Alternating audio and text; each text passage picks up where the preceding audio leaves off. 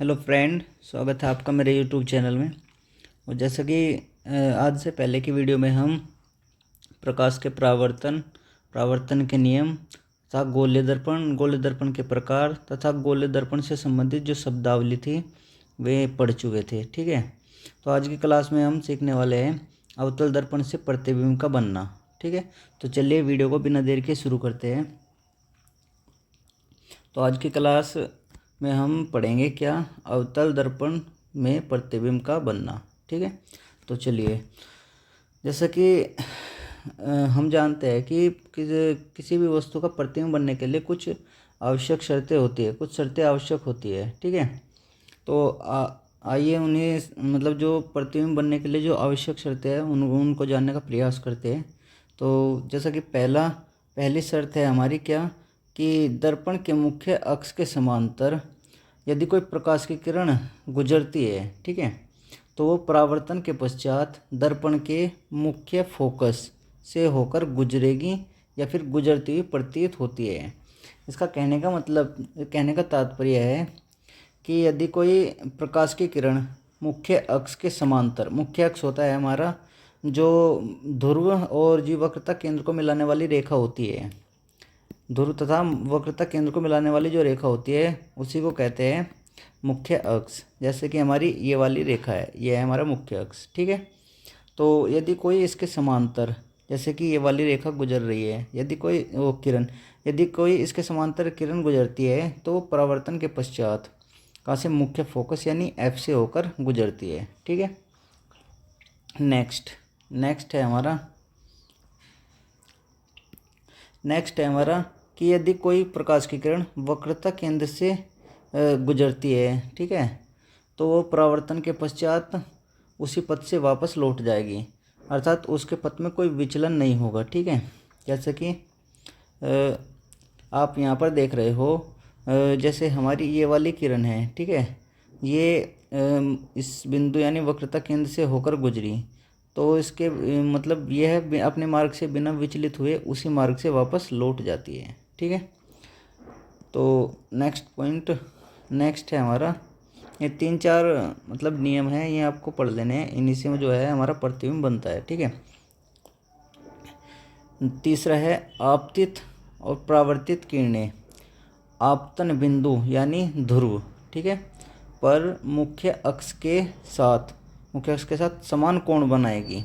अर्थात यदि कोई प्रकाश की किरण बिंदु पी पर यानी ध्रुव पर आपतित होती है तो वे मुख्य अक्ष यानी इस वाली रेखा, ये एफ हो गया, ये हमारा हो गया वक्रता केंद्र, ठीक है, मुख्य अक्ष के साथ समान कोण बनाएगी। अर्थात ये वाला कोण और ये वाला कोण हमेशा समान होगा। ठीक है, ये आई होगा और ये आर होगा। नेक्स्ट, बस ये 4 नियम थे हमारे प्रतिबिंब बनने के। तो आइए अब देखते हैं अवतल दर्पण में प्रतिबिंब का बनना, कि अवतल दर्पण में अगर कोई वस्तु किसी स्थान पर रखी है तो उनका प्रतिबिंब कैसा बनेगा और कहाँ बनेगा। ठीक है, तो चलिए अब देखते हैं अवतल दर्पण में प्रतिबिंब का बनना। जैसा कि हमारा पहला जो डायग्राम दिया गया है उसमें क्या बताया गया है कि जब कोई वस्तु अनंत कहीं पर, मतलब किसी जगह पर रखी गई हो, अनंत पर रखी गई हो, ठीक है, पता नहीं हमें कहाँ रखी है, अनंत पर रखी है पर, ठीक है, तो उसका प्रतिबिंब कहाँ बनता है।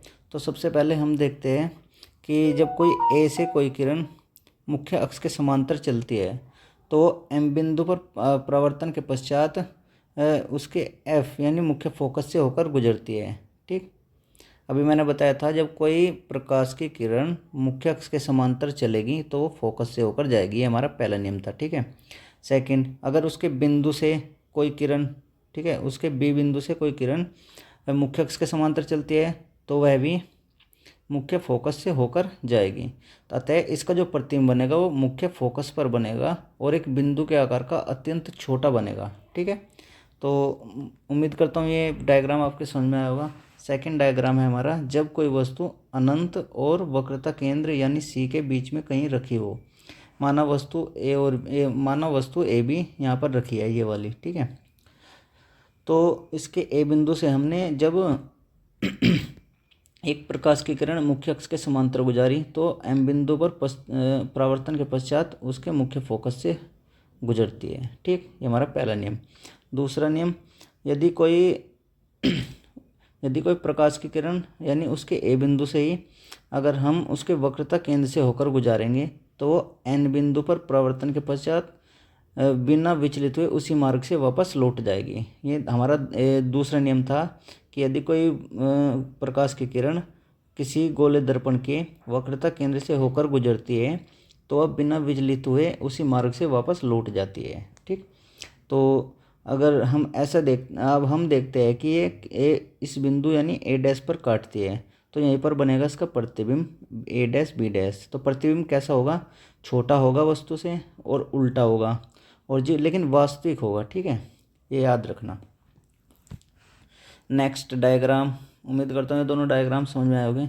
नेक्स्ट डायग्राम है हमारा जब कोई वस्तु वक्रता केंद्र पर, अब वस्तु को हम वक्रता केंद्र पर, एक चीज़ याद रखना, वस्तु को धीरे धीरे बढ़ाएंगे। ठीक है, पहले जैसे कि कोई गोले दर्पण होता है, ये कोई गोले दर्पण है, इसका पहला बिंदु होता है वक्रता केंद्र, फिर होता है फोकस और फिर होता है ध्रुव। तो वह इधर होता है अनंत, तो अनंत से ध्रुव की ओर हल्के हल्के एक एक पॉइंट मतलब क्रमानुसार बढ़ाएंगे। ठीक है, तो पहले हमने अनंत पर देख लिया, फिर इनके बीच में देख लिया वक्रता केंद्र, अब वक्रता केंद्र पर देखेंगे, फिर वक्रता केंद्र और फोकस दूरी के बीच में देखेंगे, फिर फोकस बिंदु पर देखेंगे, फिर फोकस और ध्रुव के बीच में देखेंगे। ठीक है, ये हमें वस्तु को रखकर प्रतिबिंब देखना है।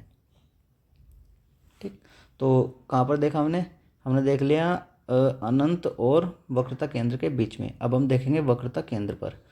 जब कोई वस्तु वक्रता केंद्र पर रखी जाती है तो क्या होता है, जब कोई वक्रता केंद्र पर रखी जाती है तो उसके ए बिंदु से माना एक किरण हमने जो है मुख्य अक्ष के समांतर गुजारी, वो एम बिंदु पर परावर्तन के पश्चात कहाँ से जाएगी, मुख्य अक्ष के समांतर है तो वो फोकस से होकर जाएगी, यानी फोकस से होकर जाती है।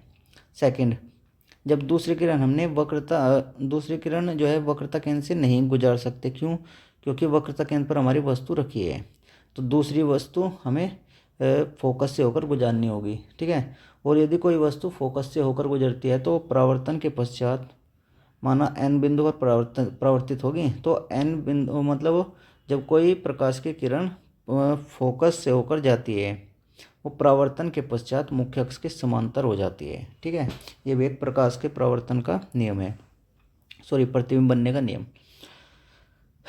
तो जब कोई किरण जो है फोकस से होकर जाएगी तो एन बिंदु पर परावर्तन के पश्चात मुख्य अक्ष के समांतर हो जाएगी और ये दोनों किरण आपस में एक बिंदु ए डैश पर काटेगी जहाँ पर इन वस्तु का प्रतिबिंब बनेगा। यानी प्रतिबिंब कैसे बनेगा, ए डैश बी डैश उल्टा होगा और जी वास्तविक होगा। ठीक है, और वस्तु के समान आकार का ही होगा, मतलब जितनी बड़ी वस्तु होगी उतनी बड़ी उसका प्रतिबिंब होगा। उम्मीद करता हूँ ये डायग्राम भी समझ में आया होगा। अब वस्तु को हमने जो है वक्रता केंद्र पर रख लिया, अब हम वस्तु को रखेंगे वक्रता केंद्र और फोकस के बीच में। ठीक, तो चलिए माना कोई वस्तु हमने अब रख दी वक्रता केंद्र और फोकस के बीच में, तो फिर वही प्रोसीजर करेंगे, वही स्टेप करेंगे क्या कि इसके बिंदु ए से हमने एक किरण गुजारी मुख्य अक्ष के समांतर या एम बिंदु पर क्या होगी, परावर्तित होगी। परावर्तन के पश्चात यह कहाँ से जाएगी, मुख्य अक्ष के समांतर है तो यह परावर्तन के पश्चात एफ से होकर जाएगी। ठीक नेक्स्ट, अब जो है वस्तु जो है वो फोकस के आसपास कहीं है, मतलब फोकस के पास में भी हो सकती है और दूर भी हो सकती है, इसलिए हम फोकस के जो किरण है वो फोकस से होकर नहीं गुजारेंगे क्योंकि अधिक पास भी हो सकती है। हमने ये नहीं कहा कि वो फोकस और वक्रता केंद्र के बिल्कुल मध्य में है।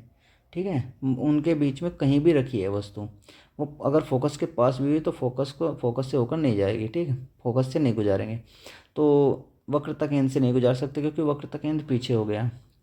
ठीक, तो अब हम एक लास्ट का हमने जो नियम पढ़ा था क्या, यदि कोई प्रकाश की किरण उसके ध्रुव बिंदु यानी पी पर जो है आपतित होती है तो मुख्य अक्ष के साथ समान कोण बनाती है परावर्तन के पश्चात। ठीक, माना कोई ये वाली किरण है, ये वाली, या इस बिंदु पर यानी पी पर क्या होती है, आपतित होती है, तो यह मुख्य अक्ष यानी इसके साथ समान कोण बनाएगी, यानी ये वाला कोण और ये वाला कोण बराबर होगा। ठीक है, तो जब इसको ये इस तरीके से जाएगी कि ये वाला कोण और ये वाला कोण समान हो जाए। ठीक है, तो ये आपस में ए बिंदु ए डैश पर काटते हैं। ठीक, तो ए डैश पर वस्तु का क्या बनेगा, प्रतिबिंब। और वस्तु प्रतिबिंब कैसा बनेगा, वस्तु से बड़ा बनेगा, वास्तविक बनेगा और उल्टा बनेगा।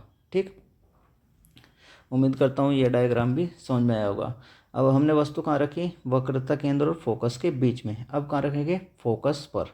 अब फोकस पर रखेंगे। ठीक है, तो चलिए वस्तु को फोकस पर रखते हैं। माना वस्तु, ये वाला चित्र है ये। ठीक है, माना वस्तु को कहाँ रख दिया, फोकस पर। ये फोकस है, मुख्य फोकस, इस पर रख दिया। अब इसके ए बिंदु से हमने मुख्य अक्ष के समांतर एक किरण गुजारी।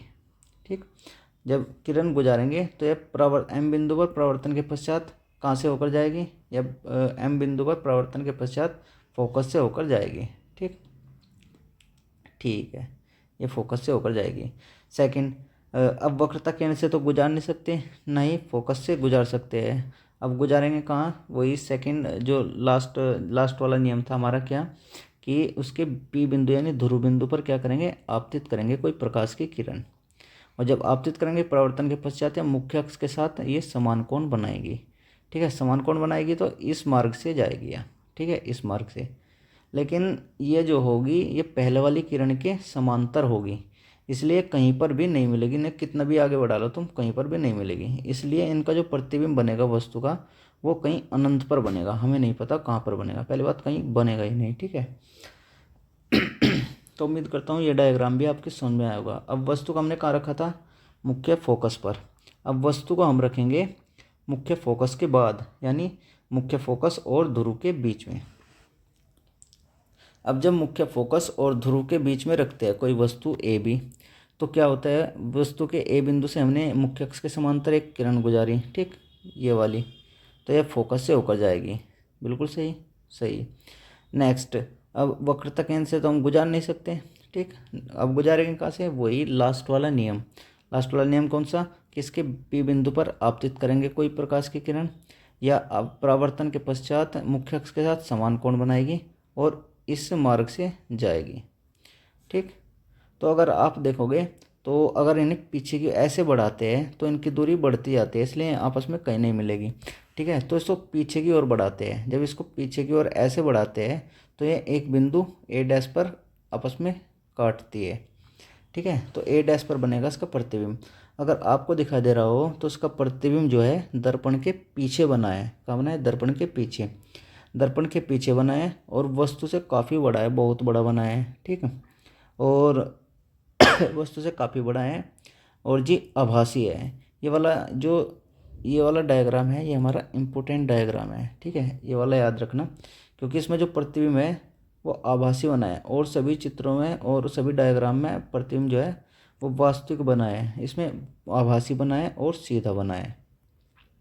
ठीक है, इसलिए ये जो है हमारा इम्पोर्टेंट है। ठीक, नेक्स्ट, ये जो एक मैंने टेबल बनाई है, ये टेबल है, मतलब वस्तु कहाँ रखे, बिंब की स्थिति का मतलब होता है वस्तु, बिंब बोलते हैं वस्तु को। ठीक है, बिंब क्या होता है, वस्तु। ठीक, और प्रतिबिंब होती है उसकी परछाई, मतलब उसका जो प्रतिबिंब है। ठीक, तो एक बार ये वाली जो इमेज है, सॉरी इमेज कह रहा हूँ, ये टेबल एक बार पढ़ लेना। ठीक है, इसका स्क्रीनशॉट ले सकते हो आप, इसका वाले पढ़ लेना। मतलब ये जो मैंने समझाया वही है, एक तरीके से मैंने एक टेबल के उसमें रख दिया इनको। ठीक है, तो चलिए नेक्स्ट देखते हैं। स्क्रीनशॉट ले लीजिए, उम्मीद करता हूँ ले लिया होगा। ठीक है, और उम्मीद ये भी करता हूँ कि आपको जो ये मैंने समझाए ये डायग्राम, ये आपके समझ में आए होंगे। एक बार जो है आप प्रतिबिंब बनने के नियम देख लेना, बस वही यूज़ करने हैं इसमें, और कुछ नहीं। ठीक है, चलो नेक्स्ट। अब नेक्स्ट देखते हैं हम अवतल दर्पण के उपयोग। अवतल दर्पण का हम उपयोग कहाँ कहाँ करते हैं। ठीक, तो जो अवतल दर्पण का उपयोग है वो सामान्यतः टॉर्च में किया जाता है, जो सर्च लाइट होती है उसमें किया जाता है, और जो वाहनों की हेडलाइट होती है उसमें भी अवतल दर्पण का प्रयोग किया जाता है।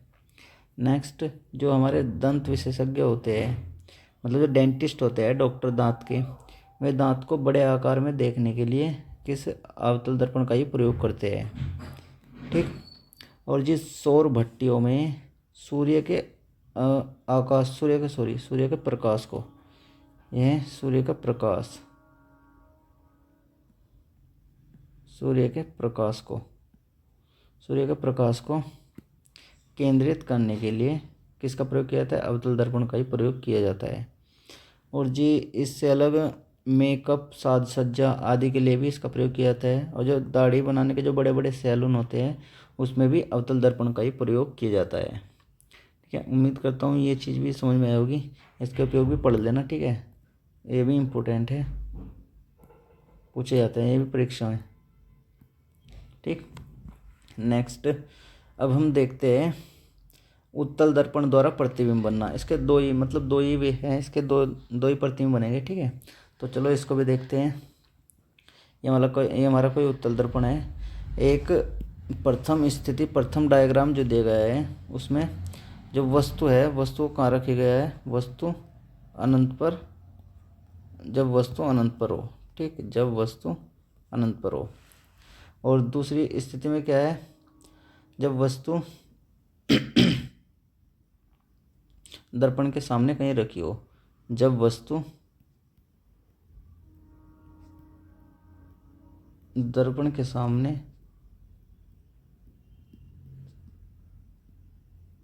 कहीं रखी हो। ठीक, तो अब देखते हैं इसका मतलब चित्र कैसे बनता है। देखो, मानो कोई ए बी वस्तु है, ए बी कोई वस्तु है। ठीक है, ये हमारी ए बी क्या है? कोई वस्तु है। और ये दर्पण मतलब कहीं दर्पण के सामने कहीं अनंत पर रखी है, पता नहीं हमें कितनी दूरी पर रखी है, पर अनंत पर रखी है। तो एक जैसे हमने अवतल दर्पण में देखी थी, ऐसे ही इसमें करते हैं क्या कि इसके ए बिंदु से क्या करते हैं, एक मुख्य अक्ष के समांतर एक किरण चलाते हैं, ये वाली। ये किसी एम बिंदु पर जब परावर्तित होगी, ठीक है, तो ये हमें जो है मुख्य फोकस से जाएगी नहीं, ये हमें जाती हुई प्रतीत होगी। ठीक है, यानी ये जाएगी तो इस वाले मार्ग से जाएगी, तो इस वाले मार्ग से, लेकिन हमें जाती हुई अगर तुम देखो पीछे की ओर मुख्य फोकस से जाती हुई प्रतीत होगी। ठीक है, मुख्य फोकस से जाती हुई प्रतीत होगी। ऐसे ही दूसरी, जब बी बिंदु के उससे हम इसकी एक जो है मुख्य अक्ष के समांतर रेखा गुजारते हैं, तो ऐसे ही हमें यह मुख्य फोकस से जाती हुई प्रतीत होगी, लेकिन जाएगी इस मार्ग से, लेकिन जाती हुई कहाँ से प्रतीत होगी? मुख्य फोकस से। अतः इसका जो प्रतिबिंब बनता है वो कहाँ बनता है? वो मुख्य फोकस पर बनता है। जैसे उसका बना था अवतल दर्पण का, ऐसे ही इसका बनता है। इसका भी अत्यंत छोटा बनता है, और जी अत्यंत छोटा, और इसमें आभासी बनेगा। ये चीज़ बस इतना ध्यान रखना, आभासी बनेगा, अत्यंत छोटा बनेगा, और एक बिंदु के आकार का बनेगा। ठीक, तो नेक्स्ट, उत्तल दर्पण में जो है ना प्रतिबिंब, याद रखना, आभासी बनते हैं। अवतल दर्पण में जो है एक ही स्थिति में, अवतल दर्पण में एक ही स्थिति में आभासी प्रतिबिंब बनता है, जब वस्तु जो फोकस और ध्रुव के बीच में रखी जाती है। लेकिन उत्तल दर्पण में प्रतिबिंब हमेशा आभासी बनते हैं और छोटे बनते हैं। ठीक, चलो नेक्स्ट देखते हैं। जब वस्तु को दर्पण के सामने कहीं पर रखा जाता है, माना ये वाली स्थिति है, इसमें कहीं एक हमारी वस्तु रखी है ए बी दर्पण के सामने, तो ऐसे करेंगे जैसे हमने अवतल दर्पण में किया था। एक मुख्य अक्ष के समांतर रेखा गुजारेंगे। जब रेखा गुजारेंगे तो ये हमें मुख्य फोकस से होकर जाती हुई प्रतीत होगी, जाएगी नहीं, प्रतीत होगी, जाएगी तो इस मार्ग से। ठीक है, जाएगी इस मार्ग से, लेकिन जाती हुई प्रतीत कहाँ से होगी? पीछे की ओर, मुख्य फोकस से। ठीक, नेक्स्ट, जब कोई हम प्रकाश की किरण कहाँ से गुजारते हैं? वक्रता केंद्र से। वक्रता केंद्र कहाँ है इसका? ये रहा वक्रता केंद्र। तो यहाँ से गुजारेंगे तो ऐसे ये जाएगी। ठीक, ये जा रही, ये जा रही, ये जा रही वक्रता केंद्र पर। लेकिन हमने नियम बताए थे क्या? वो नियम जो है दोनों दर्पण पर लागू होते हैं, याद रखना। दोनों दर्पण पर लागू होता है, उत्तल पर भी और अवतल पर भी। जब वक्रता केंद्र से जाएगी तो उसी मार्ग से बिना विचलित हुए, जैसे इस मार्ग से गई तो इसी मार्ग से वापस लौट आएगी, ऐसे ही वापस लौट आएगी। ठीक, तो आपस में एक कहाँ पर काटेगी? इस ए डैश बिंदु पर काटेगी, यहीं पर बनेगा इनका प्रतिबिंब। लेकिन प्रतिबिंब छोटा बनेगा, आभासी बनेगा, और जिस सीधा बनेगा, आप अगर आपको दिख रहा हो सीधा बनेगा। ठीक है, तो बस ये दो ही, इसमें तो उत्तल दर्पण के तो सिर्फ दो ही प्रतिबिंब है। ठीक है, उम्मीद करता हूँ दोनों समझ में आए होंगे, लेकिन इम्पोर्टेंट हैं ये दोनों। ठीक है, दोनों इम्पोर्टेंट हैं उत्तल दर्पण के। तो चलो नेक्स्ट अब देखते हैं हम उत्तल दर्पण के उपयोग। वैसे प्रतिबिंब बनाने में कोई इतनी बड़ी बात नहीं है, ठीक है। आप अगर नियम याद कर लो मैं प्रतिबिंब बनने के, तो ऐसे ही जैसे जैसे वे कहते हैं ऐसे ही करते जाओ, आप प्रतिबिंब अपने आप बन जाएगा। जहाँ पर भी दो किरण आपस में काटेगी वहीं पर वस्तु का क्या बनेगा, प्रतिबिंब। तो चलो उत्तल दर्पण के उपयोग देखते हैं। उत्तल दर्पण के कहाँ उपयोग होते हैं। एक तो जो वाहनों में साइड मिरर होता है ना, जो ड्राइवर होते हैं वो अपने साइड में एक शीशा, मतलब शीशा टाइप का लगा लेते हैं छोटा सा। उसमें क्या होता है, वो जो पीछे जितने भी वाहन आ रहे होते हैं वे सभी दिख जाते हैं उसमें, ठीक है। क्योंकि इसमें जो उत्तल दर्पण होता है उसमें जो प्रतिबिंब बनता है वो हमेशा छोटा बनता है। किसी भी वस्तु को छोटा देखने के लिए उसका प्रयोग किया जाता है उत्तल दर्पण का, ठीक। तो पीछे का जितना भी लगभग जितना भी मतलब पीछे का सारा दृश्य है उसमें आ जाता है एक छोटे से दर्पण में, क्योंकि प्रतिबिंब बहुत छोटा बनता है ना, इस कारण। नेक्स्ट जैसे मॉल हुआ, मॉल आदि में ग्राहकों पर नज़र रखने के लिए भी किसका प्रयोग किया जाता है, उत्तल दर्पण का। धूप के चश्मों में भी किसका प्रयोग किया जाता है, उत्तल दर्पण का। अगर तुम धूप के चश्मों को देखोगे तो उसमें बहुत छोटे छोटे मतलब आदमी जो है बहुत छोटे छोटे दिखाई देंगे वस्तु, ठीक है। वस्तु देख लो या आदमी देख लो बहुत छोटे छोटे दिखाई दे रहे। अगर किसी भी दर्पण में आदमी या वस्तु छोटी दिखाई दे रही है तो वो क्या होगा, उत्तल दर्पण। बस इतना ध्यान रखना है। एक मैग्नीफाइंग ग्लास होता है उसमें भी उत्तल दर्पण का प्रयोग किया जाता है। और जो सड़कों पर जो परावर्तक लेंस लगे होते हैं उनमें भी उत्तल दर्पण का प्रयोग किया जाता है, ठीक है। उम्मीद करता हूँ ये पॉइंट भी आपके समझ में आए होंगे। नेक्स्ट बस जो हमारे दर्पण हैं अवतल दर्पण और उत्तल दर्पण वे हमारे कंप्लीट हो चुके हैं। अब नेक्स्ट क्लास है उसमें हम देखेंगे उसकी आवर्धन क्षमता, ठीक है। फोकस दूरी निकालना, मतलब न्यूमेरिकल एक तरीके से। अब जो अगली क्लास है वो न्यूमेरिकल में होगी, मतलब क्वेश्चन देखेंगे उसमें, ठीक है। तो जैसे ये कुछ क्वेश्चन दिए गए हैं, शायद इनका मतलब आप दे सकते हो उनके आंसर, पहली क्लास में करा चुका हूँ। अवतल दर्पण के मुख्य फोकस की परिभाषा, ये परिभाषा नहीं है ये, सॉरी, परिभाषा है ये, ठीक है। ये क्या है, परिभाषा, परिभाषा मुख्य फोकस की परिभाषा मैंने लिखवाई है, मतलब बताया है समझाया है उसमें, ठीक है, वो देख लेना। फिर यदि एक गोले दर्पण की वक्रता त्रिज्या 20 सेंटीमीटर है तो उसकी फोकस दूरी कितनी होगी। ये याद रखना कि, अरे यार एक चीज़ याद रखना, वो क्या, कि जो वक्रता त्रिज्या होती है ना हमारी आर, हमेशा उसकी आधी क्या होती है, फोकस दूरी, ठीक, ठीक है। और यहाँ पर अगर आर का मान कितना है, 20 है, 20/2, यानी इसकी आधी क्या हो जाएगी, फोकस दूरी। फोकस दूरी कितनी हो जाएगी, 10 सेंटीमीटर, ठीक है। ये चीज़, ये वाला फॉर्मूला याद रखना, इम्पोर्टेंट है, ठीक है। कि अगर हमारी वक्रता त्रिज्या कितनी भी सेंटीमीटर दे रखी हो, वक्रता अगर हम वक्रता त्रिज्या का आधा कर देते हैं तो हमारी फोकस दूरी आ जाती है, ठीक। दूसरा, ये तो मैंने अभी बताया तुमको कि वाहनों में पश्च दृश्य मतलब पीछे का दृश्य देखने के लिए कौन से दर्पण का प्रयोग किया जाता है, बताओ कौन से दर्पण का प्रयोग किया जाता है, वो किया जाता है उत्तल दर्पण का प्रयोग, ठीक है। तो ये कुछ क्वेश्चन थे, ठीक है। तो नेक्स्ट क्लास में अब हम पढ़ेंगे इसके आवर्धन क्षमता, फोकस दूरी इत्यादि के बारे में, ठीक है। तो आज की क्लास में बस इतना ही, धन्यवाद।